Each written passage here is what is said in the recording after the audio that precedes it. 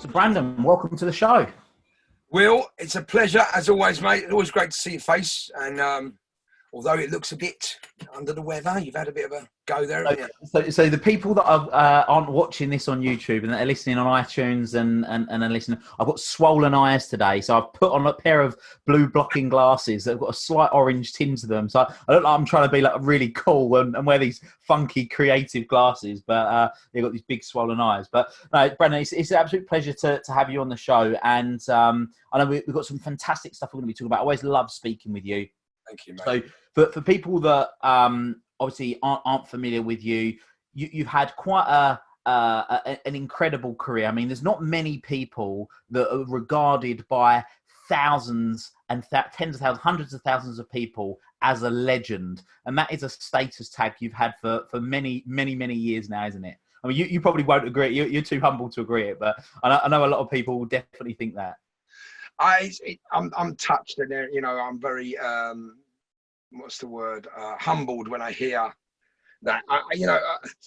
How did I achieve legendary status? I have no idea. I mean, look, I'm very grateful for that label. I don't mind that label. It's a nice one. It's not not like the others we often get called, but So legendary. Look, I hope to be like my legacy. I hope was left, but the legendary that I managed to save my life from very near death, many years ago, as well as my moments of DJing in Ibiza, which was incredible. I mean, all over the world, and I'm grateful to everything. I'm grateful to be here now talking to you. So, have a legendary status is incredible. As I said, I've never really expected it. I've never really realised why that was the case. But I'm honoured to have that label. I really don't mind that.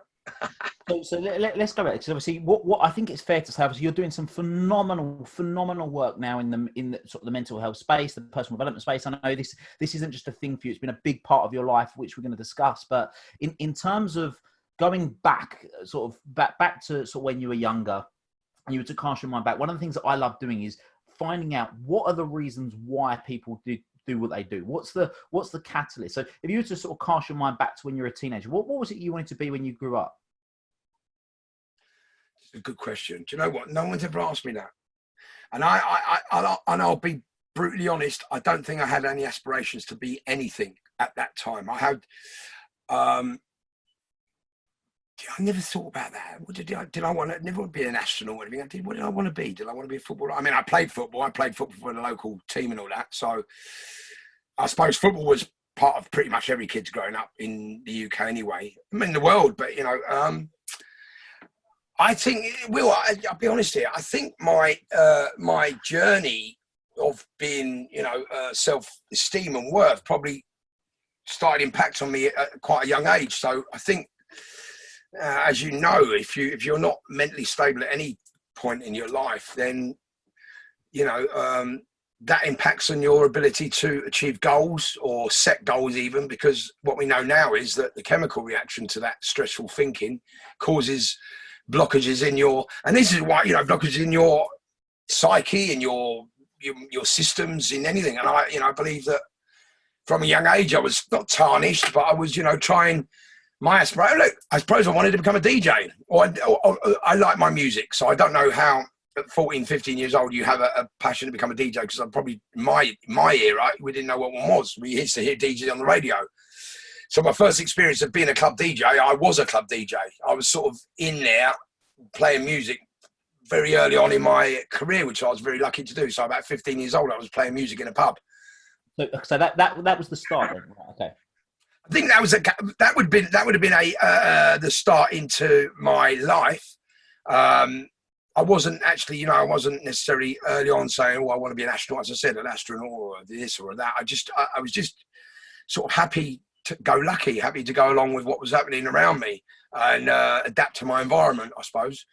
Anyway, yeah. So look, I had the opportunity arose to become to play music in my local pub, which I took, and my best mate, to this day, Ali, we played music together. There's a few of us that knock around together, and me and Ali took the reins behind the decks. My other mates, Paul, Aves, and that always to dance in the pub. And it became our local every Friday night. So I was very fortunate to be able to become a DJ, let's say, at that age, and a mobile DJ. But we had a base already. We didn't have to create our brand. You know, and that's the thing. The irony of it was that in 1985, the name of our disco was Ecstasy Disco. Would you believe? In 1985, so.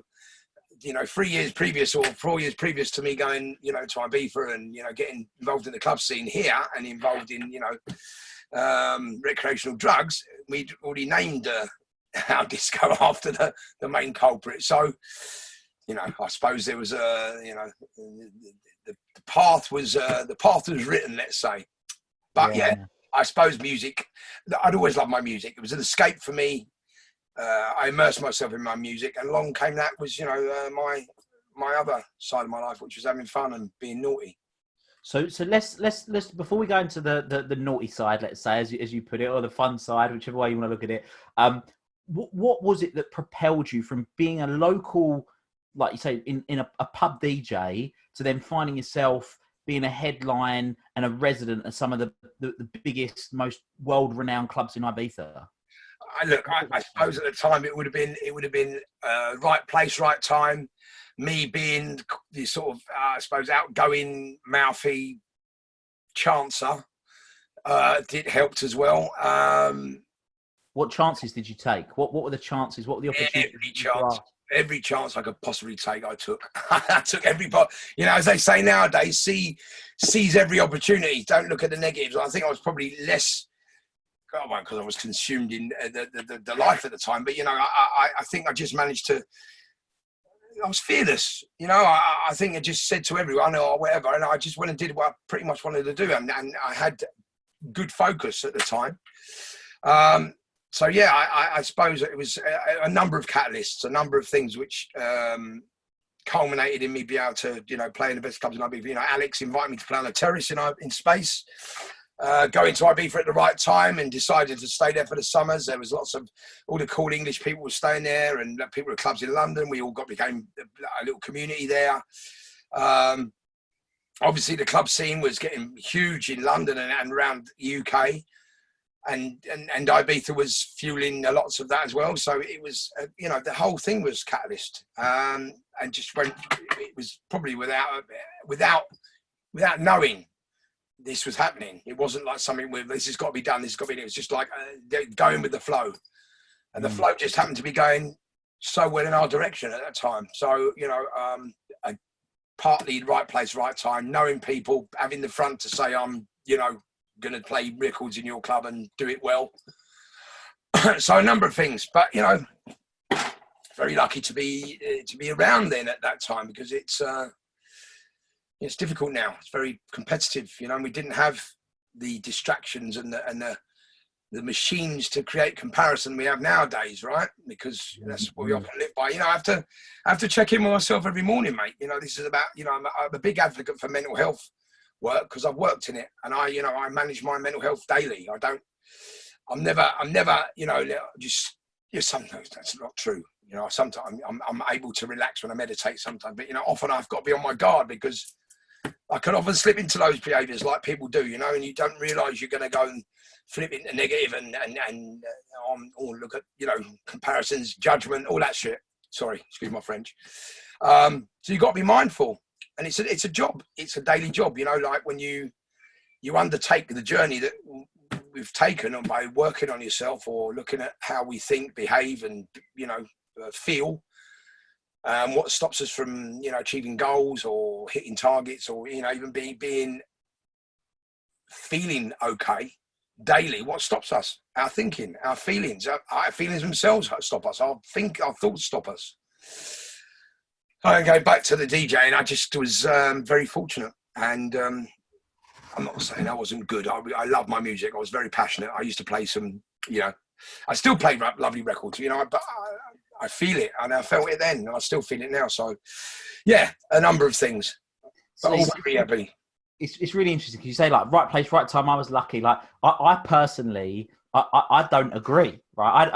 And that's because I do think you are so humble. But I think that there's so many fantastic character traits that you've got, some of which you've already mentioned. But you've got this incredibly infectious personality. I mean, you're one of the nicest guys on the planet. I'm sure that obviously vouches for something. But then, like you say, you put yourself in these situations where you said that you were mouthy or whatever. Like you were a bit of a chancer, I think was your word of, look, I'm going to play good music in your club. I'm going to get people going. I'm going to get people there. You put yourself out on a limb. And you said you were good at what you did. You had this love and this passion for music, which I'm assuming like that was the reason why you were great. You wasn't great for the sake of wanting to be great. You didn't want your name in the headline. You just loved playing that music. Yeah. Am I right in saying?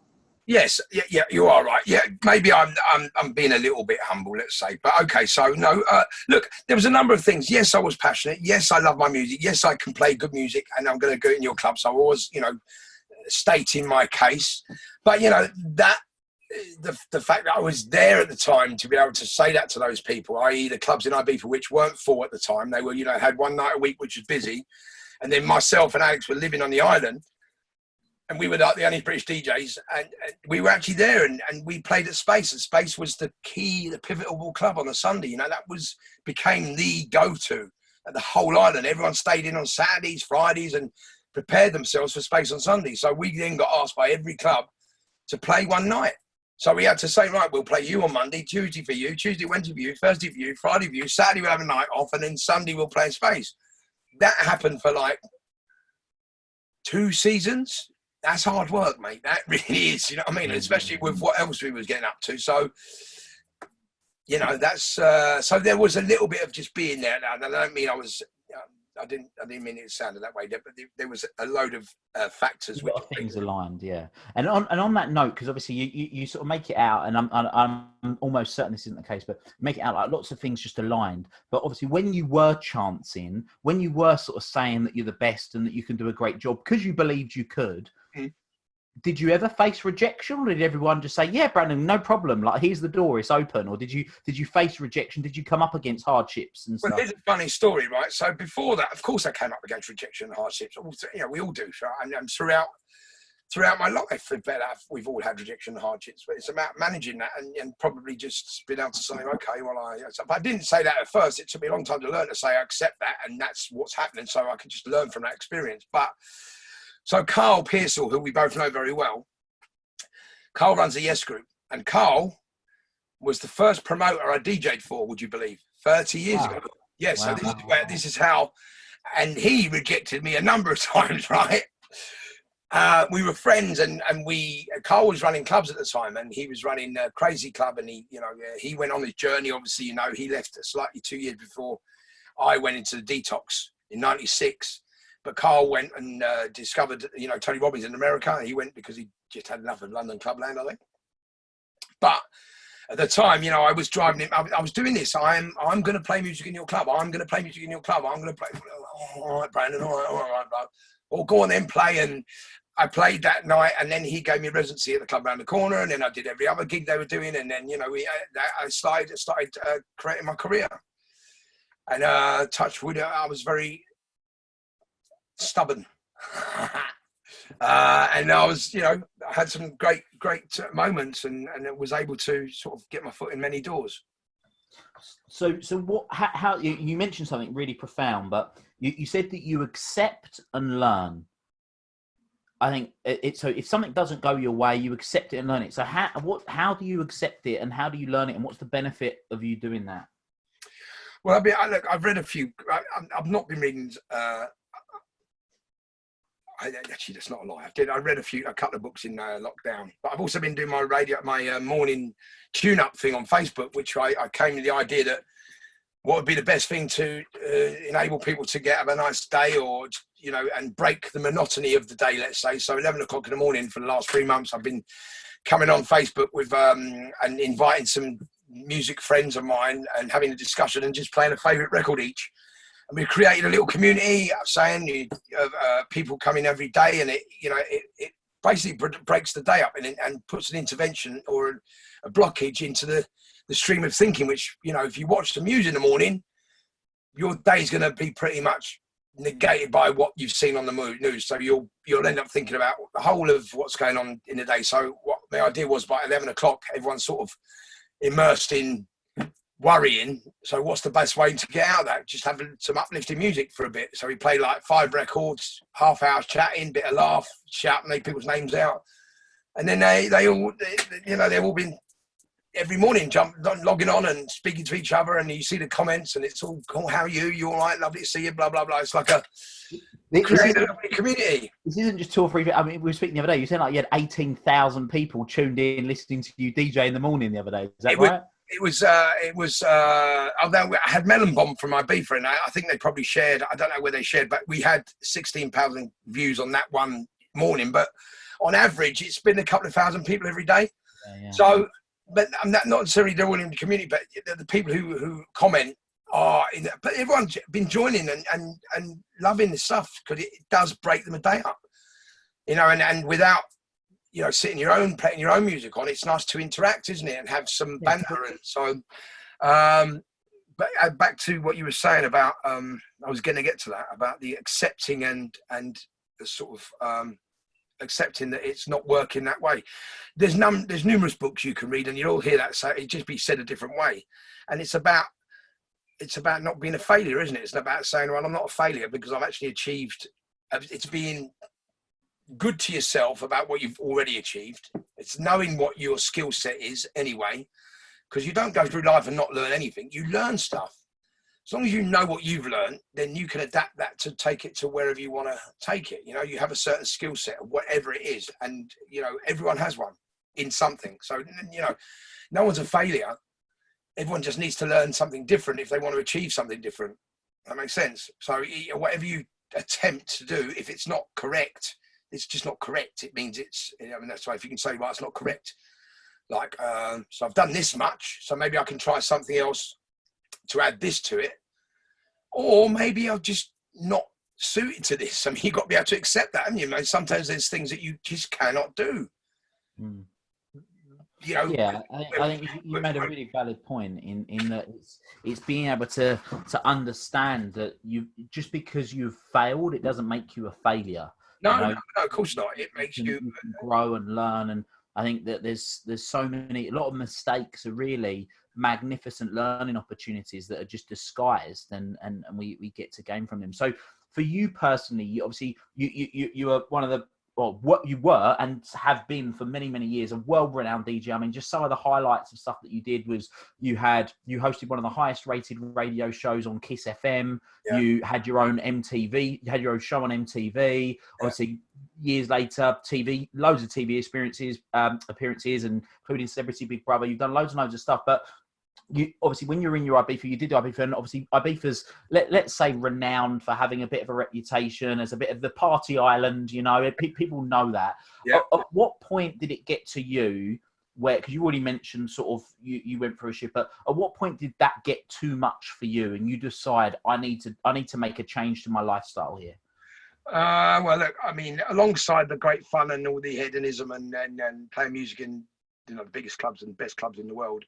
And Ibiza, having at the time, was probably one of the most spiritual places I've ever been to, although my spirituality was a bit left field at that time. But I got very ill through my partying, and ended up given.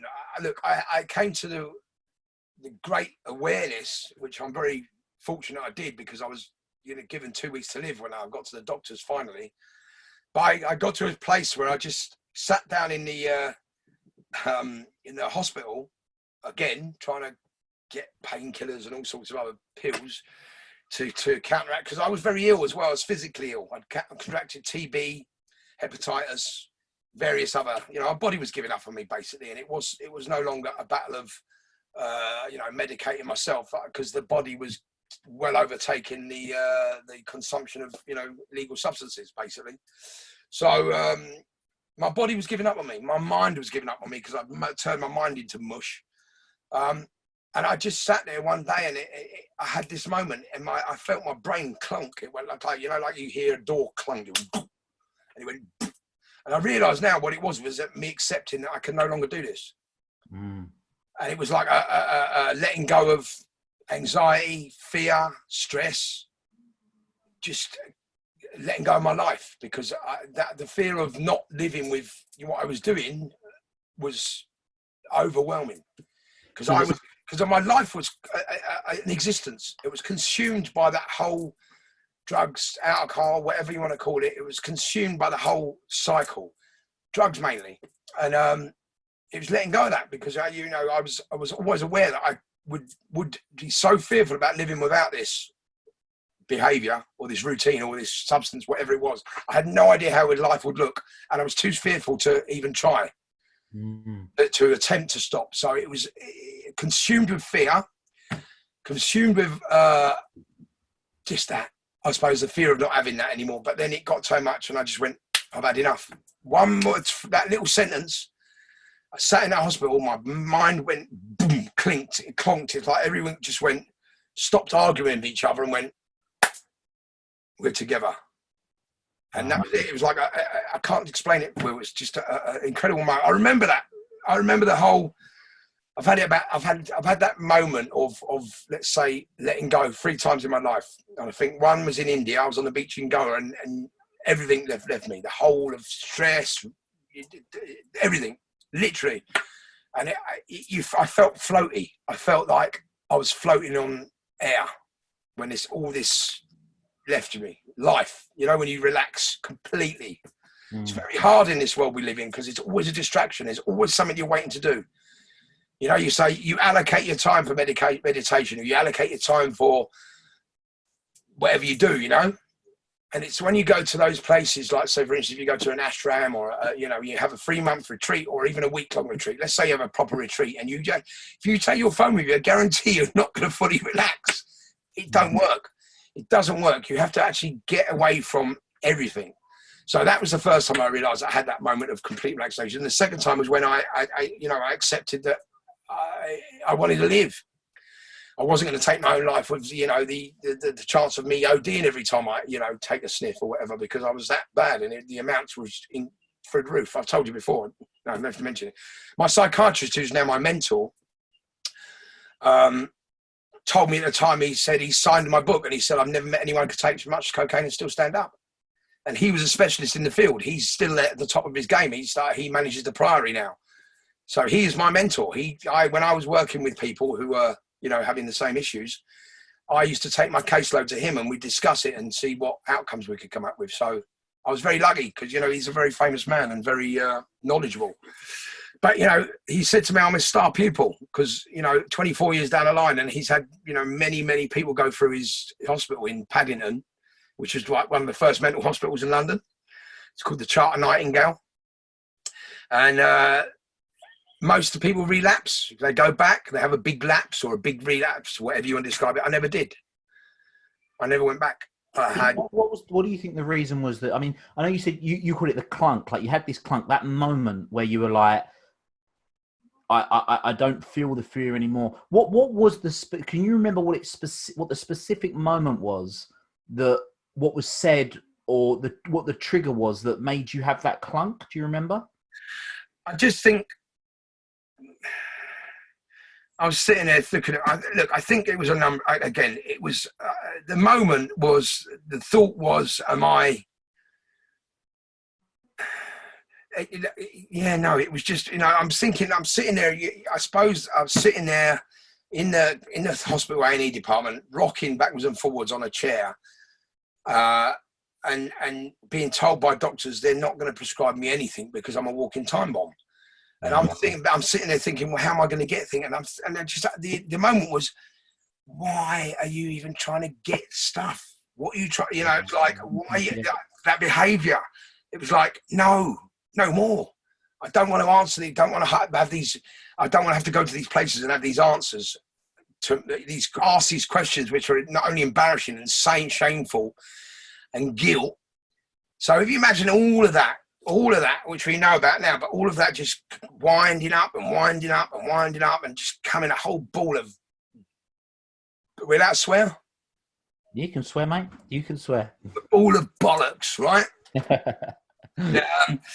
My mind, it was the whole thing. It was my life. I had to accept that I could no longer live that way.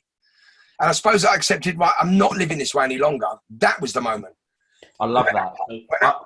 I'm not living this way any longer. And I say all the time that the 2 most powerful words in the English language are I am. So you said, right, I'm not living this way any longer. That is it. You made that declaration to yourself and made that change. You also mentioned fear. You said you were fearful of living a life without that all that stuff. Yeah. Were you fearful of just what life would be like without the narcotics and everything, or were you fearful of like that you wouldn't be able to have your career as a DJ because those kind of things were so interlinked? Do you know what? I think it was a culmination of everything. I think there was a whole lot of that thinking going on, stinking thinking they call it. I think, yeah. I mean, look, it was a very, very chaotic place to be, right? So there was nothing. However, saying that, my business mind was, I knew where I had to go and play money and collect and all that. That was the rota. That was that. So I was able to cognate, you know, my cognition was okay. I knew certain things, but you know, I think it was, you know, I was thinking about my career. How do I turn up being that I've lived this life of the complete lunatic for the last 10, 12 years. And then how do I then become the newborn person in the same environment and the same things going on and the stuff still around me, but then not be that person. Does that make sense? Yeah. It was about looking inside and saying, you know, finding me, because I'd lost me. This is not the person, I was not the person I'm then. This is not him. Someone quite different. I mean, deep down, I'm back to inner child, man. My inner child is as lively now as ever. And I think the fact that, and he has a, you know, frisky little mind. So he does like to take you to the entitlement and grandiosity and the, you know, the thinking errors we pick up as we go through our lives. So I still get those moments of, you know, I'm entitled to, and talk to me like that, and who do you think you are, and all this sort of judgment stuff and everything. But we get taught that as kids pretty much. We don't learn that from don't just randomly arrive in our heads. you go and tell him you're entitled. That's you get all that stuff. Yeah, I am. I'm entitled to that. Or, you know, the world, don't do that. It's everything's going to be ruined. It's like catastrophe. Oh, where's catastrophe? Oh, it always goes wrong. You know, you pick these thoughts. Yeah, of course you do. Yeah. And, you know, and they're often our go-to places, because what I've learned, hope you don't mind me rambling on like this. No, I love it. It's great. I hope what I've learned, or has helped me, let's say, is that it's not just about addiction to substances, right? Our natures as humans is addictive, okay? Because we like to change, because we like experiential things, right? We like to experience things. Humans do that, right? So humans always are striving to find something new to experience, right? For the highs and the adrenalines and all the release of oxytocin and, you know, dopamine and all that stuff, right? So we're always on that lookout.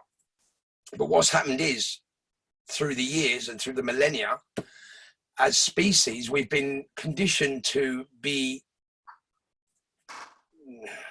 in systems, right? The systems aren't often always fair. The systems sometimes are difficult to live in, which gives us a normal level, let's say, or a default level of stress, not happy, right?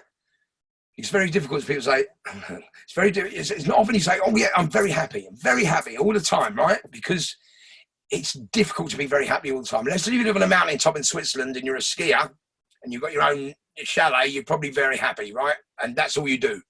But that's not really, you know, the real life, is it? It's when you get involved in real life that you have decisions to make. You have perceptions. You know, you're if you're an NLP practitioner, I love people talk about NLP, but you make these perceptions of life.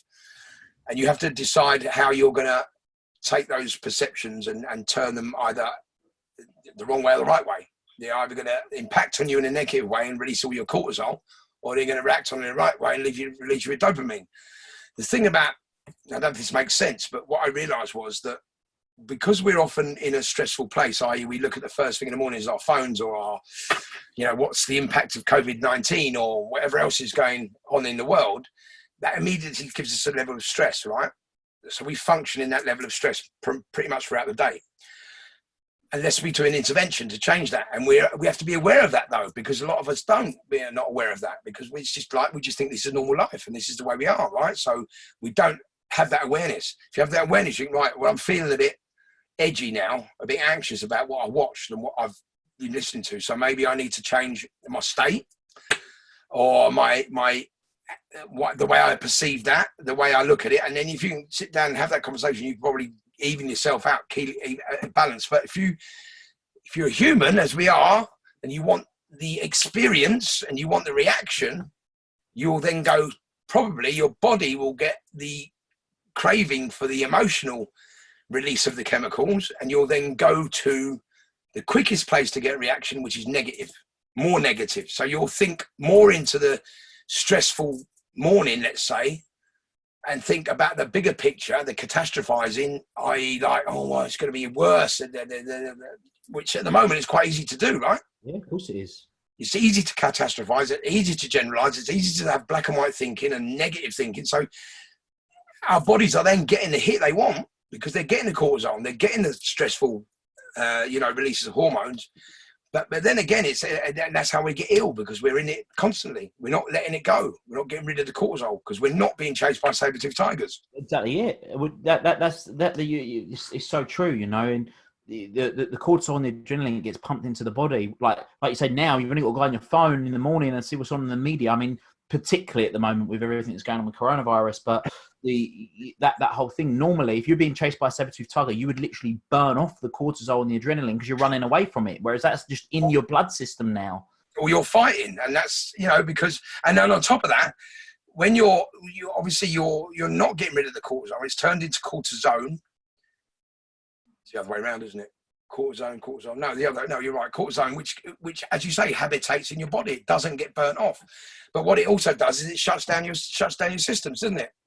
So it shuts down your lymph system, your immune system, your nervous system, your brain.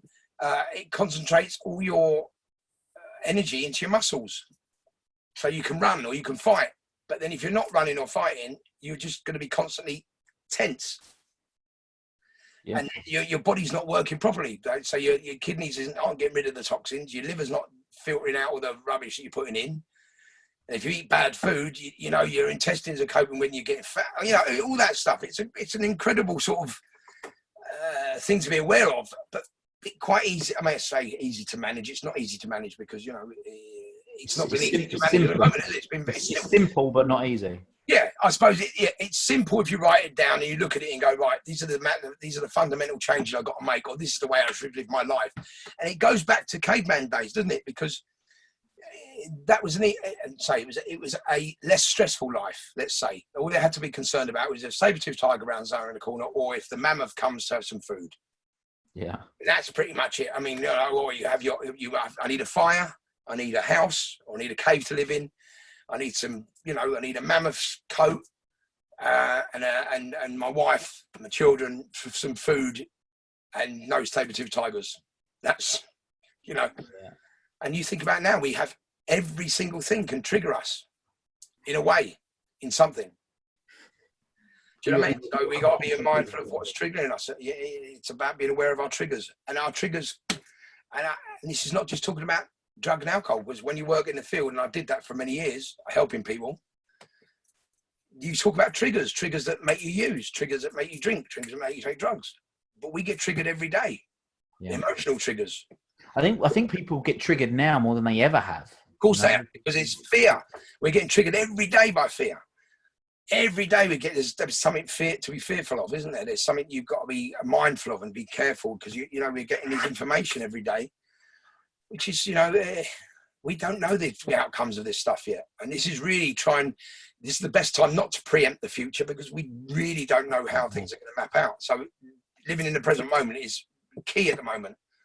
Talking about fear then, so obviously one of your big concerns until you had your I'm not living this way anymore moment, was you were fearful of what was life going to be like. So now it's been 24 years now that you've been sober. 96, so I've been clean. I've not taken any drugs. Yeah. 20, so 24 years, yeah. Wow, which is massive kudos to you, mate, because that's no mean feat. What do you think was especially it's not one thing, is it? But what would you say has been, so if there's someone that's listening to this right now that's maybe not clean, that maybe not sober, I mean, I don't know whether you believe that whether it's alcohol, whether it's drugs, there's a different methodology. But if someone right now, they're thinking, right, yeah, I'm maybe not at that point where I've been told by the doctor I've got 2 weeks to live, but I'm definitely not happy with where I'm at. What do you say was been like the one keystone thing that has stuck by you that's meant that you've been able to be as successful as you have been for the last 24 years in living a life that you want to consciously live? I did my own journey of, let's say, recovery, if you want to describe it like that. I don't believe I have my own ideas. I'm not going to preach them to people, because obviously people take different routes, eat whatever works for people. But the one thing that kept me, away from cocaine, let's say, right, is my decision at that time was so firm and so decisive, there was no way back. And we often say to ourselves, "Oh, we'll do it next time, tomorrow, Monday." It's never been powerful enough. That was the most powerful moment of decision making. I think it's been a couple, but I think that was the one that saved my life initially, obviously. And that was just a decision, Will. It was like, no more. And that was it. It was so that's kept me where you know what? I never had the desire to go back. I lost the desire. I'd lost, which it buys into the whole thing about addiction, right, to substances, because I just lost the desire overnight. That means I didn't crave it from the next day. I did not desire it. I did not want to do it. I didn't want to see it again. Maybe like many years later, I've been in company, and because I went back to DJ. I wasn't going to give my music up. I wasn't going to stop anything, and I've been in company, and I have, and I've seen it, but I've never had that urge or desire to go and do it. It left me that one night when I told you that my brain clinked. Loads of neurons mapped, wired and fired together, right, and said no. Yeah, and that was probably the thing that's kept me going. No, listen, look. I don't think I've any doubt in my mind that I was ever going to go back. No. I'd had enough, mate. There was nothing for me anymore in that whole thing. Nothing whatsoever. I think I'd exhausted every possible avenue. And look, we have our moments, and I think to be able to manage how a lot of us have in this current climate is quite good. So let's talk about that then. So obviously it's been 24 years. You did carry on, and this is the thing. I mean, we're 24 years after that stint. I mean, you'd been at that point in IB for what, 12 years maybe? So you've been DJing what, 35 plus years, there or thereabouts? Is that? Yeah, how long have I been DJing? Started DJing in 85, 83. 67, so 16, 82, 82, 83, we started, that's right. So it's 83, I think. So the reason I acknowledge this is because we're now in 2020, you're still regarded as one of the UK's most sought after DJs. You're still out there. You're still doing your thing. Like you say, at the moment, you're playing music in the morning. You're doing that stuff. You're getting people up. People absolutely love you. It's funny. I want to give a special shout out to her. So my cleaner, a woman called Katie, she's fantastic. She's lovely. She absolutely loves you. And she's like, tell me whenever Brandon's speaking. She absolutely loves you. Has done for years. So special shout out to Katie. Shout out to Katie. And people do so, but what you were able to do is you were able to detach from that world of like the stuff that you didn't want to be involved in. You stayed with what you did love, but then since then you have also gone off and you've moved more into sort of the personal development where you've obviously got Happy Days. Do you want to tell the listeners a little bit about Happy Days? I think that'd be great for them to know about. So forgive me for looking down there. I was just sending someone's trying to. I've got a meeting at 4, but so forgive me. I've just put it off. So what happened was, let's go back a bit. So I worked in the drug and alcohol field for 7 years. I felt an urge in 2010 that although I was no longer, I wasn't involved in drugs anymore, I was still feeling not full emotionally, spiritually. I hadn't fully not fulfilled. Yeah, I wasn't fulfilled. I was still treading water in a way in some of my life, and I felt the urge I should give back, and it was a should. because, you know, I have an experience which may help people. So I went and worked as a volunteer, then got taken on as a permanent member of staff, which, you know, was an honour for me. And I had to do some learning. I got to sit in guilds and MVQ and all sorts of other training courses, which I was very proud of. I am still proud of it because, you know, for someone whose mind was so mushed, and then to go and learn and read and get qualifications, I was quite proud of myself. So on the back of that, then that service changed and became different. I wasn't delivering the same service. It was a tick box, sort of not empathic by any means service. So I decided that I would find it elsewhere. And I got a job at the NHS working with multiple complex needs. And multiple complex needs is mental health, drugs, substance abuse, homelessness, and crime, right? So the people I was working with were very, very entrenched in their behaviours, really. And, you know, these are the sorts of places you walk in, you know, you've seen it on telly, you walk in, you think, how can people live like this sort of thing? And it's true. It's all over the place. And you just think, wow, how does life deal you up that set of cards, you know? Anyway, so I did that for a time. I had some really good outcomes, which was nice, but I wasn't supported by the company the way we should be, or you have to be when you work in that environment. You are supposed to be supported every day. So you don't take home the stuff that you pick up through your work with people that day. So, you know, we weren't getting that support, which meant that, you know, every night I was going home and getting more and more burnt out by taking on this emotional trauma that people have, you know, we've been talking about all day, and trying to make the moves to be able to better people's lives by contacting services and, you know, liaising with various organisations, which, you know, they have hoops to jump through as well as, you know, you do. So it's quite a battle. And all you want to do is help people at the bottom end, you know. But it's a great learning experience. And, you know, I made big contacts, which I really enjoyed. I love the structure. But I left that job when I was offered to go Celebrity Big Brother.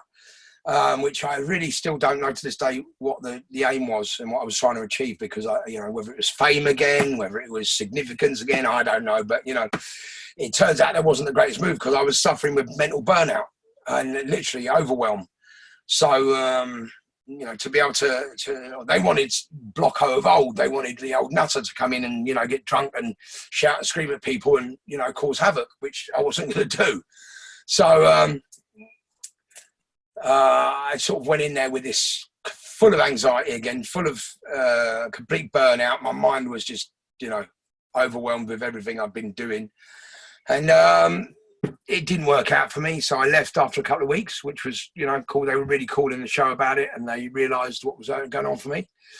But, you know, it led me to go on a journey afterwards, which we're in now, or to change my life and head down this route of getting myself back to a level of normality, which I had to find, and I found in, you know, the UPW event, I found in the Yes Group, I found in various speaking to fair people, but also I found by working on myself and sitting down at night and thinking through things and actually asking myself the questions which were, you know, I was fearful about, and actually, you know, looking at the rational side of why would I fearful? What am I, you know, what is that about? Is it correct? Is that the way? And, you know, answering all those questions that have probably never been answered through those last 20 years or whatever. Just quickly to interrupt. So would you say that Celebrity Big Brother was the catalyst for your personal development journey then?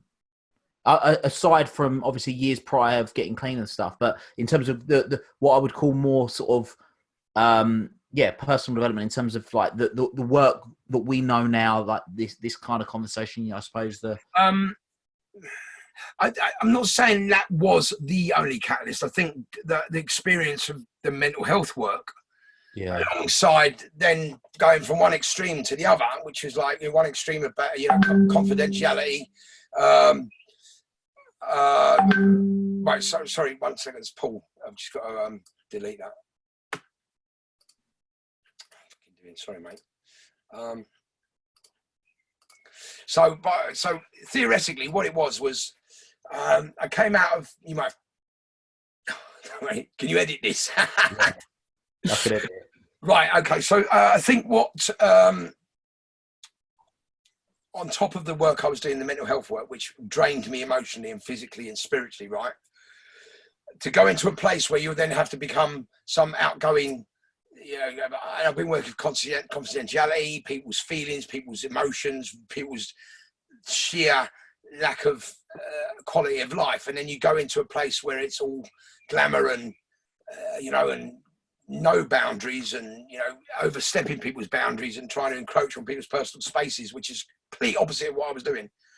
I think those two things together just created that whole, one didn't help the other by any means. So it was just impacting and compounding I'd already felt going in the house, right? So I think when I came out, I was literally like, you could have shaken me like this. I was so empty. So but thank whatever the powers that be, I realized that I needed to do something to get myself back up again. And it was just working on myself. Yeah. And speaking to people and sharing my story and doing this and, you know, meeting people like yourself and meeting lots of great people. That was it. So, you know, and I'm very fortunate that I can still play my music and still, you know, help people and, you know, and talk about happy days. So what happened was I got introduced to some other people who, you know, we all know, Michelle and Paul and Gaynor, through various channels. I think Carl introduced me to Michelle, and we spoke, and we sat around this house, in this shed, in fact. We sat and spoke for 3 days about our stuff, and we cried, and we all just unopened up, and it was like an amazing experience, right? You don't realise that how much pent-up emotion you get, and being able to cry freely is a tough thing, you know. If you're bound up emotionally, you won't be able to cry because it's holding on to that. It's letting go again. You've got to let go. You've got to let go of a lot of stuff nowadays, right? So we decided and said, look, with our experience and what we learned all over all these years and our own journeys, what would be the best way for us to, you know, I wanted to go back to working with people in a fact, but I wasn't able to go back to doing that job. It was too difficult for me then, right? I wasn't mentally stable enough to go and do the same job. But we thought, how can we help people anyway, through the powers that we have to our, you know, through Facebook and through social media and what we can, and the people we already know, how are we going to be able to do that? So we came up with the idea of Happy Days for Everyone. Or it was Brandon Block's Happy Days first off, but then we changed it because it was, you know, I think it was better, a rounder brand, Happy Days for Everyone. And we just posted stuff. We did, you know, webinars, and we do, you know, we still do occasionally. We don't overwhelm people, but we, you know, we post nice stuff. We share nice stuff. We had a great community join us, which we are going to try, you know, we'll get back in touch with. But, you know, we just made a new community when COVID, you know, everything changed. You noticed everyone's stopped and changed, and attitudes and judgments and all changed. So, but what we came up with Happy Days probably wasn't the best thing to start COVID, but now we have lots of things under our umbrella. So we're going to become a charity trust. We have the Tuned Out group, which you know about, and I run with Paul Byrne. There are other people involved, but, you know, during COVID shutdown, we've been running it online on a Friday afternoon. I've been doing goal mapping, which you know about, with Brian Main. So I did some goal mapping for people. I'm a practitioner in goal mapping. That's been very helpful to people. They've been achieving great goals. And we've also got Get Well Together, which is the app I designed a long time ago, which has now been adapted by Solent Mind, which is the Mind charity, but the Solent, which is Portsmouth, which is quite a big one. What else? There's festivals are, so tent talks aren't happening for the foreseeable. But again, my music thing, I've decided that I want to try and create a mental health radio station on the back of the Tuned Up thing I've been doing every morning on Facebook, you know, because music's therapy. And, you know, I think, you know, the fact that people can talk about it and then play some records which help them, you know, get over things is a great thing to do. So little projects springing up, and just grateful to be in a place where, you know, it's positive. It's some nice stuff going on, and, you know, I feel horribly for the people who've lost people during this horrendous time. I think, you know, I wish everyone well, and hope they can, you know, and hope that we can come out of this with some goodness and not go back to the you know, but nature, the proof of the pudding hasn't been good so far. You know, we've got riots going on again, racism again. It's horrendous. It's an abhorrent world to live in, and I can't abide by any of it. It just winds me up beyond. You know, I'm reacting. I shouldn't be reacting. Yeah. You know, some things in life you react to. You know, they make you feel angry. I'm not. You know, I'm angry a bit. Yeah, I'm just. I think I'm a bit upset at the moment because obviously, you know, people are saying the new normal, this new. You know, everyone's an opportunity to learn and embrace yourself and get new experiences, new skills. But we still don't know where we are. You could have been learning something completely wrong. You're not learning anything wrong because you're learning, but you know something. Where do we know? We're not told anything. So, yeah, I'm just hoping that the world becomes a better place. You know. Yeah, and I think that, I mean, you hit the nail on the head. I think there's going to be a lot of people for a variety of different reasons, whether it's family related, whether it's work related, relationships related. I mean, there's so many factors that people are going to be having challenge with their mental health. People that have never. One of the things that I love hearing you say is that you have a saying about mental health, and I'm hoping that you're going to remember the thing that I'm talking about. That everyone has a mental health. There we go. I teed that up perfectly, didn't I? Everyone has a mental health, and it's so true. You know, a lot of people that we will talk about the stigma because people think of. I mean, a lot of people when they hear mental health, they think mental illness. And obviously there's a difference, isn't there? You know, people think like in a straitjacket and whatnot. They're two different things. But in terms of the mental health side of things, and I think a lot of people are going to be that maybe haven't experienced anxiety at extreme levels, haven't experienced this stuff. So what's your, whether it's some of your own platforms, what's your advice? Someone's listening to this right now, or more importantly, they know someone that is going through those challenges. What are your suggestions to direct them to places where they can benefit and hopefully overcome some of these challenges? Right. Well, firstly, if you think, and that's a very good observation, Will, because there's going to be lots of unfortunate suicides, I think, more so than there was before, because life hasn't dealt us a great set of cards now. So if you are concerned by anyone, and please ask a question. Just don't be afraid to ask a question. I suggest that everyone gets a suicide awareness training.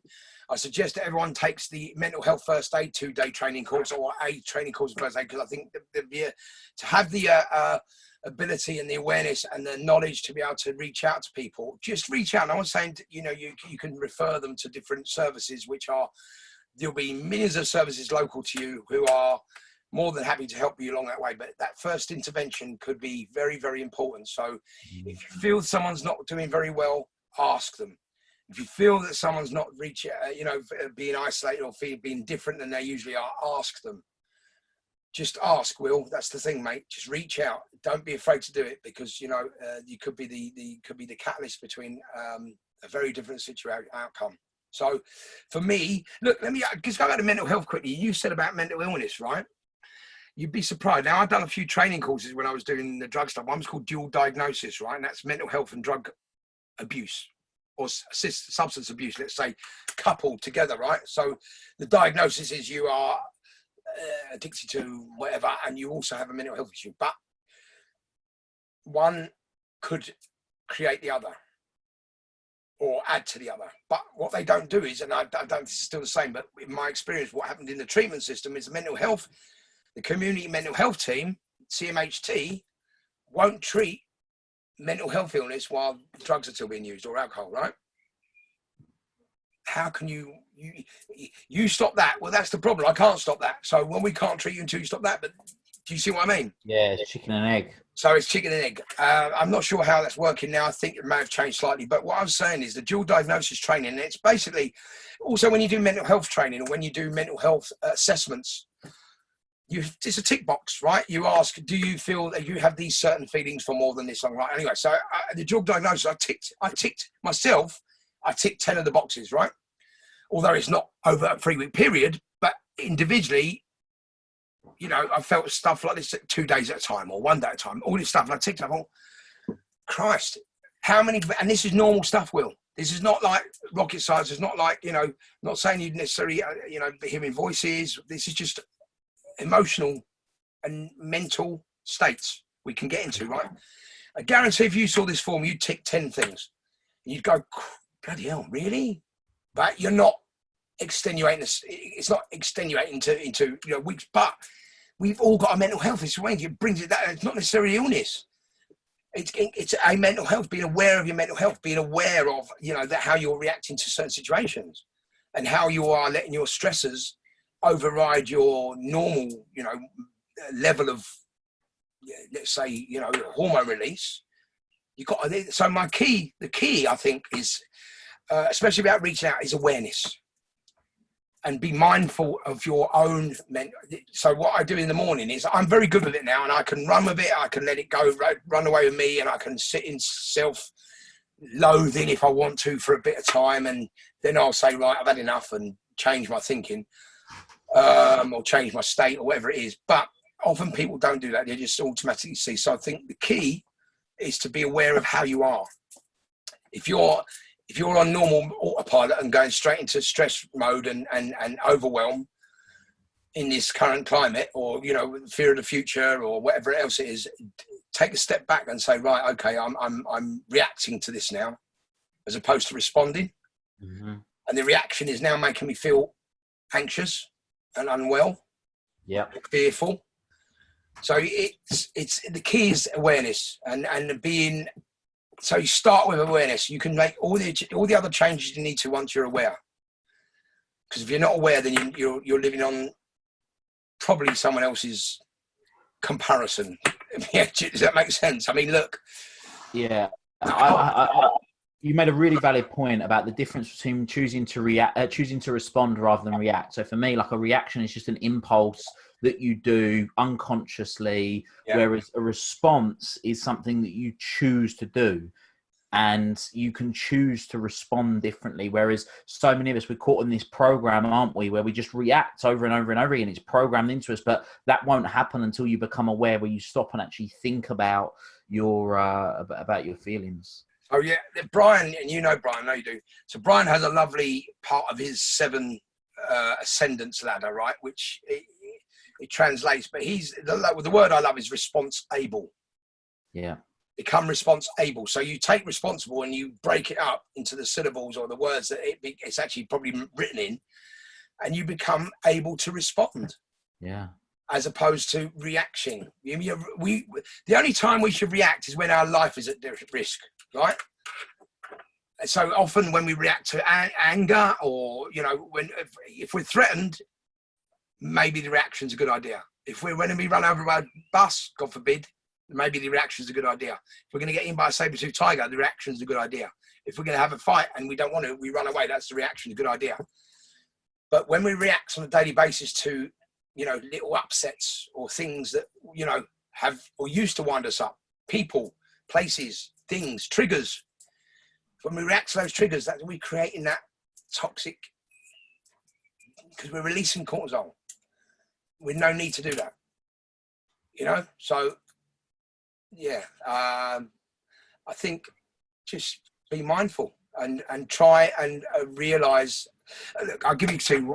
What I do most mornings, I'm not saying do every morning because I am human and I'm fallible, but what I do most mornings, I do a check-in, and I do a quick check-in with myself before I get into any type of routine, or, you know. And the check-in, oh, excuse me, mate. The check-in is, I ask myself, and this was a tool I learned in Smart Recovery, right? The 5 questions. How am I feeling? How am I thinking? How am I feeling physically? How am I feeling mentally? How am I spiritually? And how am I emotionally? 6 questions, sorry. So just ask yourself, sit down for 5 minutes. You don't have to write it. Just say, how am I feeling? Have you noticed, right? People say thoughts create the feelings, right? Thoughts create behaviors, and then feelings create the emotion. Emotion creates the action, blah, blah, blah, whatever. It's different. It's not necessarily written. It's not one size fits all, right? Because you noticed in the morning, you don't wake up and go, oh, I'm thinking badly, do you? No. You wake up and you go, I'm feeling like shit. Yeah. You feel like shit. You tell yourself you're going to feel like shit, right? I am commanded straight away, first thing in the morning. Yeah. So what happens is, so it's not necessarily I'm thinking badly straight away. You've told yourself you're feeling bad, and then you'll start thinking about how you're feeling bad. So you've started a cognition another way. It's still thoughts, feelings, and behaviours, right? And managing them. But if you start the morning by going, oh, I'm feeling terrible, you're going to be feeling terrible. And then your day's going to be terrible because you're not feeling great. So if you start the morning going, right, how am I thinking? How am I feeling? Don't say I am, say how. Open-ended question. You can do that in motivational interview. You do it in coaching. You say, how are you feeling? How can we change this? How are you able to make this different? How am I feeling? I'm feeling, okay. So, I've asked myself, well, I am feeling a little bit, whatever it is, but you've opened the dialogue. You haven't just said, I am. You started with the question. So you're bringing awareness to what you're thinking about. Absolutely. If you do you just do this in your head, or do you journal this? I do a gratitude app. I've just started journaling again. I'm doing another course this week, which I need to journal for. I mean, look, I'm writing things down on my goal mapping and stuff, and I do occasionally write stuff down, but a lot of this I learn in here, mate. You've done it a long time. The only reason I ask it is because obviously, if people, like I noticed, because I journal in the morning most mornings, and I noticed that I wasn't feeling great most mornings. So I was writing out like what was going on. And one of the things that I noticed was that when I had lots of sugar the night before, I was waking up with a hangover, like a full blown hangover. So then because I was all right, so what did I do the night before? Because I was like, well, did I go to bed early? Did I go to bed late?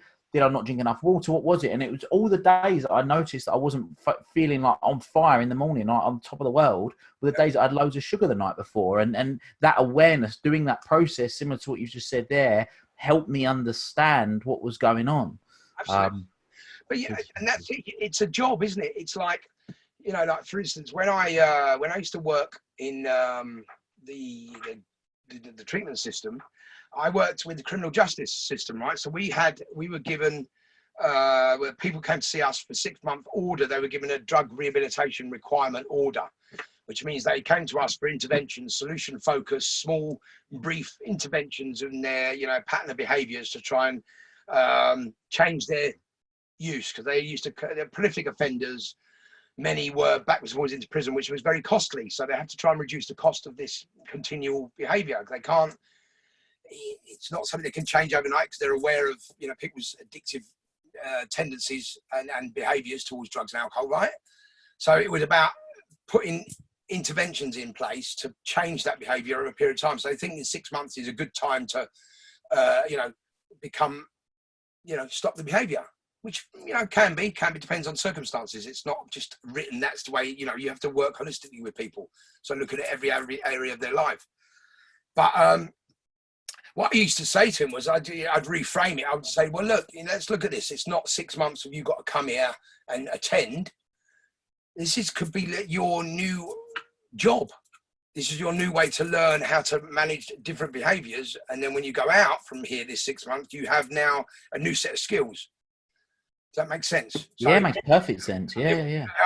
There's not a lot. There's looking at it a different way, isn't it? It's a skill set. If you go into that new career, you expect to learn a new skill set. But do you know the thing that makes that I think is really interesting is that most people, Brandon, they spend more time planning their day than they do planning their life. Like they don't write. They'll write their to-do list for the day. They won't write their to-do list for their life. Or like you've just said there, they'll spend time thinking about what they want for dinner that day, but they haven't thought about, like you say, going through this process of right, what can I do to put myself in the best possible position to achieve what I want to achieve in feeling how you want to feel, because that's really what any goal that we ever set or anything we ever do is to really achieve one thing, and that's change the way we feel. And by getting that awareness, having that awareness from the beginning, puts you in a really strong position to do that. Over this whole 3-month period, my values have changed dramatically. I looked at stuff so differently, and I'm pleased in a way that I've had this opportunity to realize about what's important in life, right? And I saw today that Primark opened its doors and they've had bigger queues than they do at the FA Cup final, sort of thing. And I just thought, Nothing's changed. I'm not buying a new pair of trainers. I'm not buying a new sweatshirt. I'm not buying a new pair of trousers. I'm not buying a new pair of jeans. I'm not buying a new car. I'm not buying new anything. I don't need anything. I've not needed anything in the last 3 or 4 months. Why do I need to change it? Yeah. And, you know, all I need to do is continue speaking to my mum, my family, and my, you know, regularly, my family, and getting in touch with them, and being mindful that I'm treating Wendy correctly, you know, and being nice. And I don't, you know, I cherish my bike now. I never rode my bike. I've ridden it every morning. Well, pretty much, but I think about 10 mornings out of 3 months is not bad. I've ridden my bike for the 30 kilometers or 35. It's electric, but I put it on a resistance sort of thing. But I just thought this is so cool to have this sort of routine I really like. I'm not going, and I do not, you know, I've been to the supermarket a handful of times. I hate it now. I cannot stand being in that place, you know. And I thought, why do I, you know, what was so exciting about coming to the supermarket and bought? And it's not. It's just, you know, I'm very grateful for the you know, being alive and well and healthy. That, you know, and I actually believe I had COVID very early on, because I was in a hot spot of a place and came back home and was ill for a few days. Then Wendy got ill, so that was a long time ago. So, you know, yeah. I think people, if you're listening to this, the takeaway is that you should definitely check in the morning, and check yourself in before you get involved in any of the daily tasks you have to do. And as you said, Will, something you just said resonated very highly with me. That's looking at your life, not being fearful about wanting to set those goals for your life. It's difficult now, I get that. So, but, you know, I think what we would say is that don't put that to the back of your burner. Just leave it on the side until you are able to get some clarity around what we know, how we are going to be in, you know, but set your goals. Don't be afraid. Now's the time, still the time. This is what I was fearful of. You know, when people were first week into COVID or whatever, or lockdown, everyone was going, now's the time to set your goals. It's going to be a new world. It's going to be, you know, there's going to be so many opportunities, and it's getting smaller and smaller and smaller. And as we go back, the conditioning sets in, all the fear sets in, so I suggest you do get your life goals out and set your goals anyway, regardless. Have them there to look at, you know, keep them focused, keep them in your mind. Don't say it's never going to happen. And if you can, I suggest that you do some sort of program, whether it's wheels or get something to organize your brain.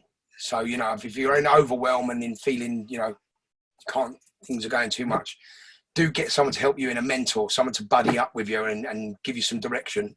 Because again, you know, I'm revisiting lots of the stuff. It's took me 2-3 months, but, you know, I've been doing shows every day and, you know, and running groups and stuff. So now I've got a bit of downtime. I'm going to, you know, I'm looking at revisiting various goal maps. I did a life map yesterday, in fact, right?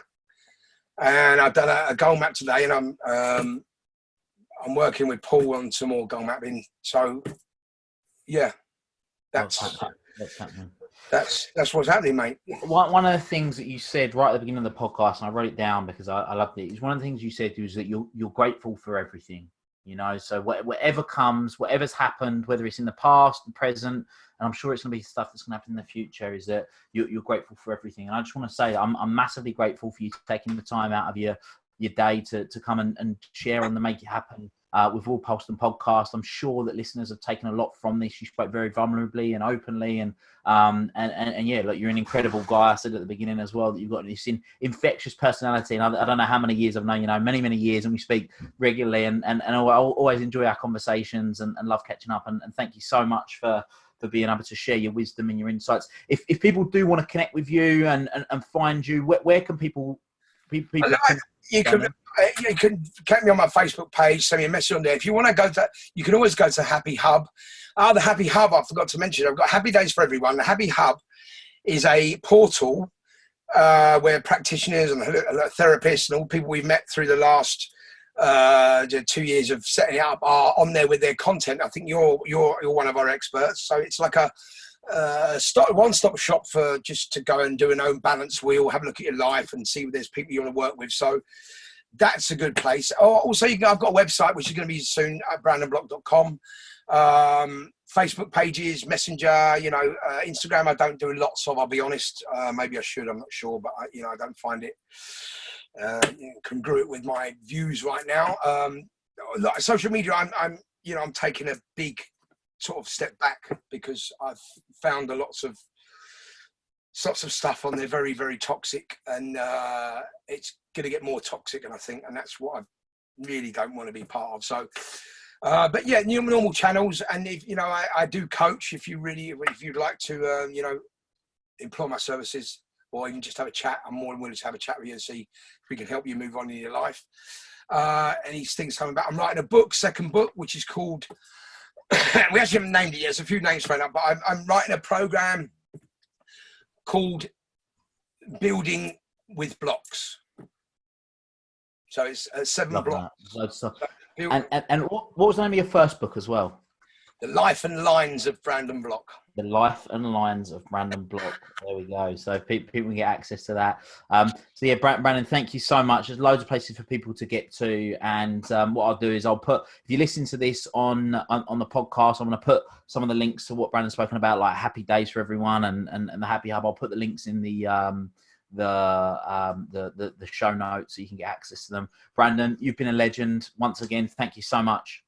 Well, always a pleasure, mate. You know that we have a very soft spot for each other through the years, and I love your journey, mate. I love your passion. I always have, and I think I love seeing the stuff you put out. I think you're doing a good thing, mate. We all are. Just being able to, we do it from a place where we want to reach out and help people, and you do. We all do, mate. Brilliant, and thanks for having me again. I love talking to you and having a catch up. I wish you well, and I wish you all the best for the future. And everyone who's listening, I wish you all safe, health, happiness, and please don't be afraid to reach out, and don't be scared to just ask if you need help. That's it, mate. Top man. Until next time, make it happen. Take care, bro. Thank you for listening to this episode of the Make It Happen with Will Polston podcast. Make sure you join Will's free Facebook group, the Make It Happen community. Please support the show by subscribing on iTunes, Spotify, Stitcher, SoundCloud, or Google Play. Share this episode with at least one friend you think would benefit from it, and give Will a 5-star review wherever you download your podcasts. Until next time, make it happen.